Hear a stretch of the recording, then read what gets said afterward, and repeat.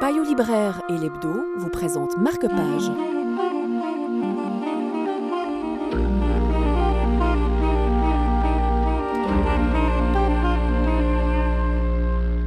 L'auteur vous invite à un passionnant voyage, celui de la gourmandise.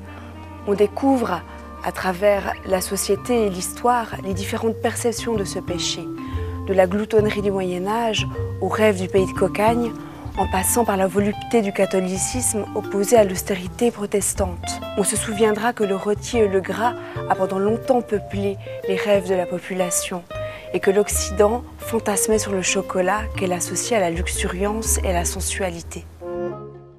L'honnête embonpoint est la traduction corporelle du fin gourmet. Être en bon point relève à la fois du jugement de valeur, un juste milieu plus proche du gras que du maigre, et d'une bonne santé diagnostiquée tant d'un point de vue physique, économique que moral. De la Renaissance au XIXe siècle, il est également un critère de beauté féminin. Il s'oppose donc à la laideur du maigre, du famélique, de l'osseux. L'art d'obtenir ou de conserver de généreuses rondeurs appartient au secret de beauté. Les Vénitiennes et les Napolitaines opulentes recouraient à deux sortes de massepain, alors que les Parisiennes du Premier Empire privilégiaient les chocolats. Ceux de Monsieur de Beauve, au dire du jouisseur Grimaud de la Reynière, auraient permis à beaucoup de jolies femmes de retrouver leur charme et leur éclat, car il n'est point de beauté ni de fraîcheur sans un peu d'embonpoint.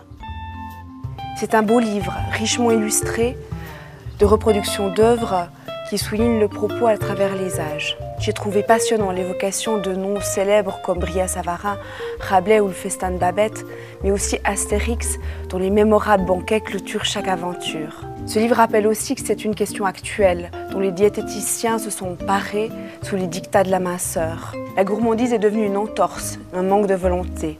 Bref, c'est toujours un péché capital.